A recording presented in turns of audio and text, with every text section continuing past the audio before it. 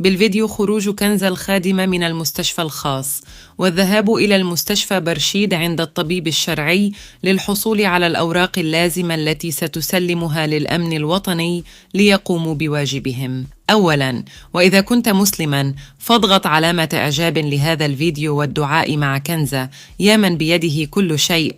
نسألك باسمك الأعظم وبأسمائك الحسنى كلها أن تعيننا على تحقيق العدالة وتنصر المظلومين. قضية كنزة التي ألمت جميع المغاربة.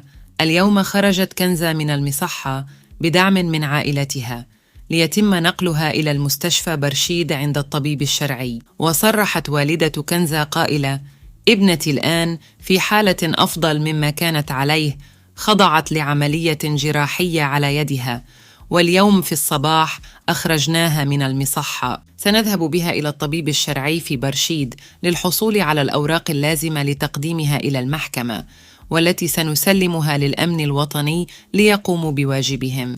وردت والدة كنزة على الفيديو الذي خرجت فيه الحاجة والدة المشغلة مدعية فيه أن أخ كنزة هو من كسر يدها، وأن كنزة كانت معنفة من قبل. وقالت والدة كنزة: من المؤسف ما فعلته بابنة كنزة، إذا كانت هي حاجة حقا، هديك الحجة ضربتها في الزيرو، ما عندها لا حج لوالو، ليس من حقها أن تكذب وتقول أمورا غير صحيحة. كيف يمكن أن تكون صادقة وهي تحتجز كنزة لمدة 7 أشهر وهي مصابة إلى آخره؟ هل يعقل أن يعمل شخص وهو مكسور اليدين والرجل والرأس؟ إذا كان أخوها من الذي اعتدى عليها، فلماذا احتفظت بها لمدة 7 أشهر وهي مكسورة اليدين والرجل والرأس؟